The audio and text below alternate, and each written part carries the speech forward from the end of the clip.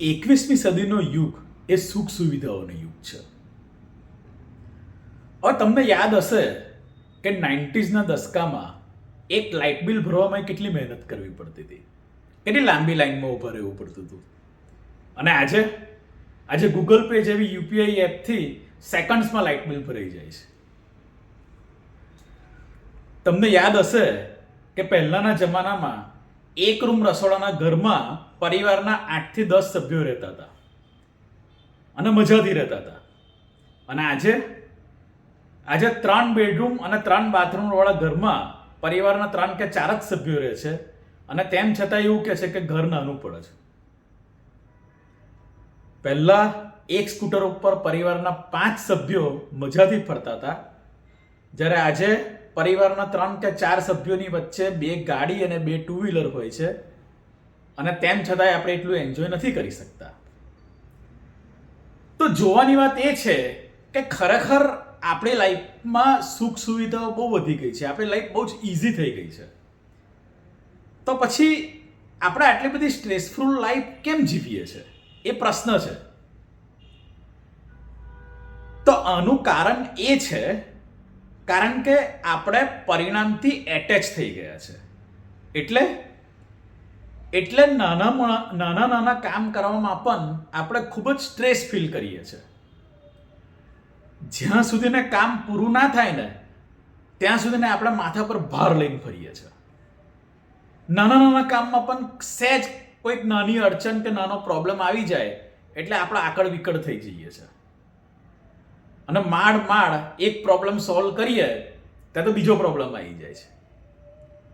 બસ આવી જ રીતે આપણા દિવસો ચાલતા રહે છે. વીકેન્ડ હોય, ઓફિસમાં રજા હોય, ફેમિલી સાથે આઉટિંગનો પ્લાન કર્યો હોય તો એમાં પણ આપણે સ્ટ્રેસ ફીલ કરીએ છીએ. બસ આપણને છે ને એક સ્ટ્રેસ લેવાની છે ને એક આદત પડી ગઈ છે. તો આ તો થયું પ્રોબ્લેમનું એનાલિસિસ. પણ ક્વેશ્ચન એ છે કે આનું સોલ્યુશન શું? તો આના સોલ્યુશન માટે અમે એક ટેકનિક બનાવી છે અને એનું નામ છે સબમિશન ટેકનિક. છેલ્લા 5 વર્ષમાં આ ટેકનિકનો ઉપયોગ કરીને અમારો પોતાનો હેપીનેસ ઇન્ડેક્સ અમે અનેક ગણો વધારી ચૂક્યા છે. તો આ ટેકનિક આપ સૌને પણ ખૂબ જ ઉપયોગી નીવડશે એવી આશા સાથે હું ઝંખનાને હેન્ડઓવર કરું છું. Thank you. આપણી ડે ટુ ડે લાઈફમાં આપણને નાના મોટા ઘણા બધા સ્ટ્રેસ આવે છે. એ પછી આપણી પર્સનલ લાઈફ હોય કે પ્રોફેશનલ લાઈફ.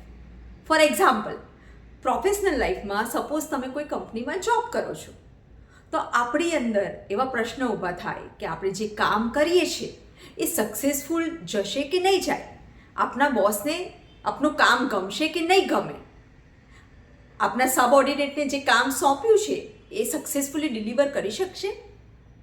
એવી જ રીતે સપોઝ તમે કોઈ બિઝનેસ કરો છો તો તમે ટાર્ગેટેડ બિઝનેસ પ્રમાણે તમને બિઝનેસ મળશે, તમારા પૈસા તો ક્યાં અટવાઈ નહીં જાય ને, તમારા કસ્ટમરને સેટિસ્ફેક્શન મળશે કે નહીં મળે. એટલે આવી બધી ચિંતાઓ આપણને સતાવતી હોય છે. એવી જ રીતે પર્સનલ લાઈફમાં પણ સપોઝ તમારે ત્યાં કોઈક લગ્ન પ્રસંગ આવી રહ્યા છે તો એ તો ખૂબ જ મજાની વાત છે, એની તૈયારી કરવામાં તો આપણને આનંદ મળવો જોઈએ. પણ આપણે એમાં પણ એટલો બધો સ્ટ્રેસ લેતા હોઈએ છીએ કેમ કે આપણે હંમેશા ચિંતા કરતા હોઈએ છીએ કે પ્રસંગ સારી રીતે પતી જશે ને, ક્યાંક કોઈ અડચણ તો નહીં આવે ને, ક્યાંક વરસાદ પડ્યો, કોઈક સંબંધીઓને ખોટું લાગી ગયું, કોઈક એજન્સીએ વ્યવસ્થિત કામ ના કર્યું ને આપણે જે ધાર્યું છે એ પ્રમાણે કામ ના થયું તો આવી બધી આપણે ચિંતાઓ કરીએ છીએ. એવી જ રીતે કોઈ જગ્યાએ ફરવા જવાનું હોય ને ત્યારે પણ આપણને એટલી બધી ચિંતા થતી હોય છે કે સમયસર આપણે પહોંચી શકીશું કે ક્યાંક આપણી તબિયત બગડી, કેન્સલ કરવું પડ્યું, આપણા પૈસા જતા રહેશે તો આવા બધા ટેન્શન્સ આપણે લેતા હોઈએ છીએ. તો એમાં આ બધી જે ચિંતાઓ કરીએ છીએ એમાંથી એકે વસ્તુ થઈ નથી, થવાની પણ નથી અને સૌથી અગત્યનું એ આપણા હાથમાં જ નથી.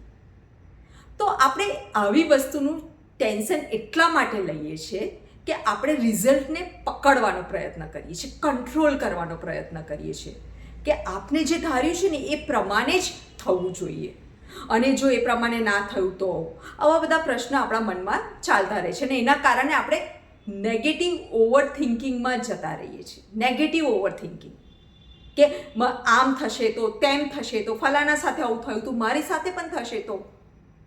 હા, આપણે જે ધાર્યું છે એવું નથી થતું તો કદાચ એનાથી સારું પણ થઈ શકે છે ને. નેગેટિવ જ થાય એવું જરૂરી નથી, પણ સારી વસ્તુનો આપણને સ્વીકાર છે અને ખરાબ વસ્તુનો આપણને સ્વીકાર નથી. તો આપણી સાથે કોઈ પણ ઘટના ઘટી શકે છે.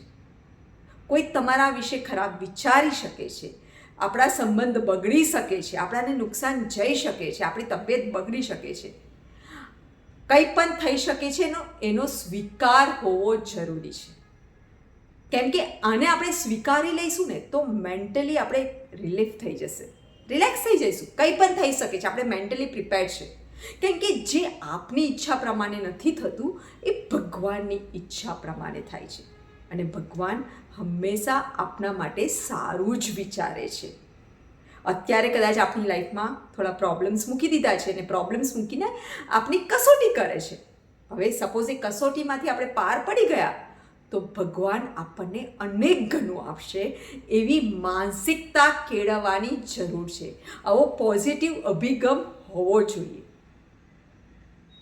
ત્યારે આપણે થોડા મેન્ટલી રિલીફ થઈ જઈશું. હવે શ્રી કૃષ્ણ ભગવાને ગીતાજીમાં સરસ મજાનો શ્લોક આપણાને આપ્યો છે, તારો અધિકાર ફક્ત કર્મ પર છે, ફળ પર તારો અધિકાર છે જ નહીં.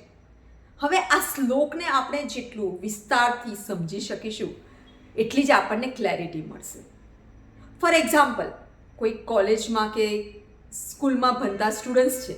હવે એમને એક્ઝામ આવે છે, એમને એક્ઝામ આપવાની છે અને એમને ટાર્ગેટ મૂક્યો છે કે મારા આટલા ટકા આવવા જોઈએ.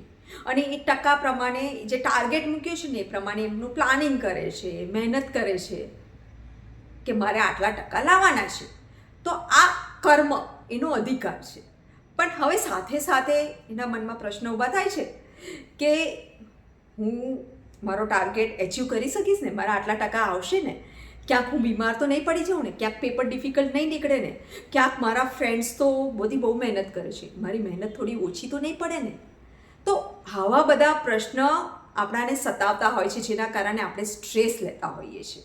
હવે જેમ કૃષ્ણ ભગવાને કીધું છે કે તારો અધિકાર ફક્ત કર્મ પર છે, આપણે એને આ શ્લોકને આ એક્ઝામ્પલમાં મૂકીએ તો શું થશે કે આપણું ફોકસ ફક્ત કામ પર, મારો અધિકાર ફક્ત કર્મ પર છે તો મારે આમાં શું કર્મ કરવા જોઈએ. મેં આ પ્લાનિંગ કર્યું, મારા હાથમાં આટલી વસ્તુ છે તો મારું ફોકસ એના પર જ. રિઝલ્ટ જે પણ આવે એ ભગવાન આપશે, એના પર મારો અધિકાર નથી. એ ભગવાન જે આપે એ મારે સ્વીકારવાનું. એટલે આપણું 100% ફોકસ આપણા કામ પર જતું રહે છે. અને જ્યારે આપણે 100% ફોકસથી કોઈ પણ કામ કરીએ છીએ ને તો આપણને કામ કરવાની ખૂબ જ મજા આવે છે. અને જ્યારે જે કામ મજાથી કર્યું હોય તો ડેફિનેટલી એનું રિઝલ્ટ સારું જ આવવાનું છે, એની કોઈ ચિંતા કરવાની જ ના હોય.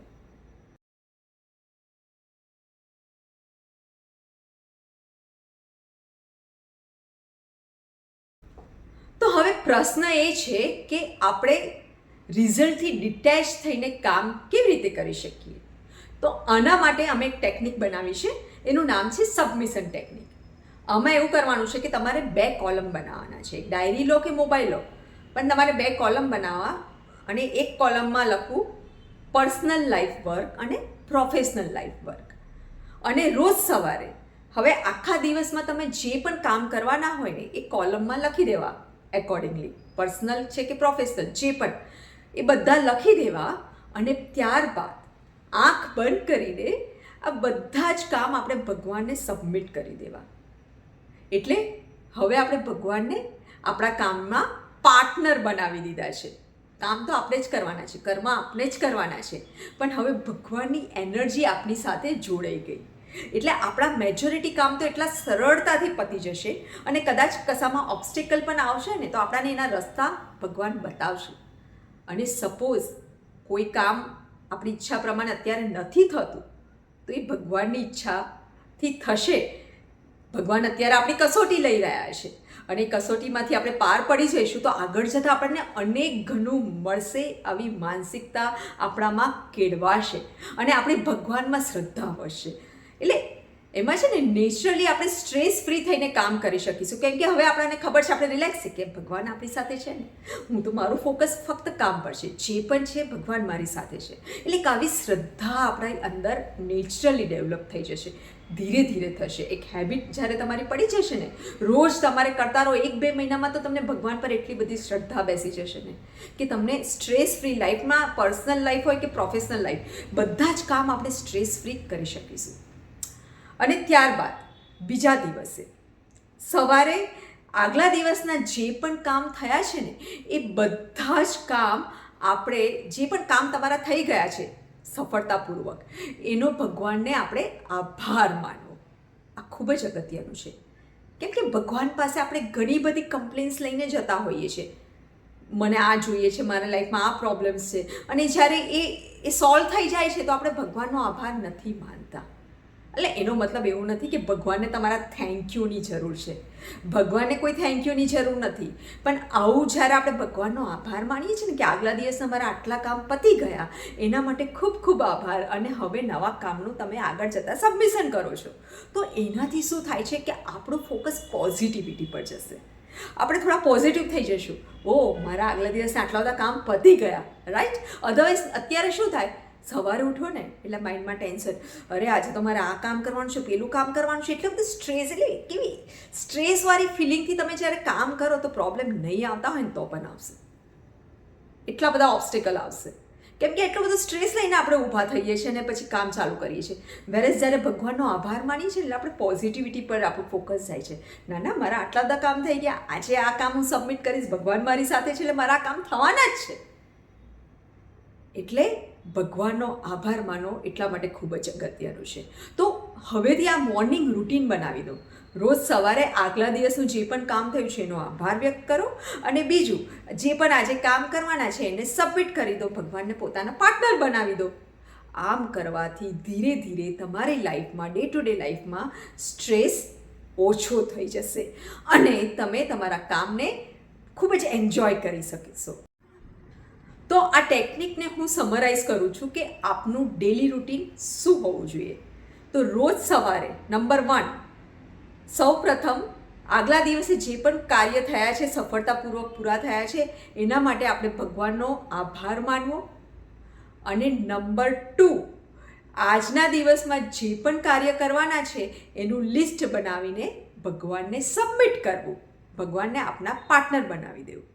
જો આ ટેકનિક તમે, આશા રાખું છું કે આ ટેકનિક તમારા લાઈફમાં તમે આજથી જ ઇમ્પ્લિમેન્ટ કરશો તો એનાથી આપણા ડે ટુ ડે લાઈફના મેજોરિટી સ્ટ્રેસ આપણા રિલીવ થઈ જશે અને તમારી લાઈફમાં હેપીનેસ વધી જશે. સો ફ્રેન્ડ્સ, આ વિડીયો ગમ્યો હોય તો લાઈક, શેર અને સબસ્ક્રાઈબ જરૂરથી કરજો. Thank you.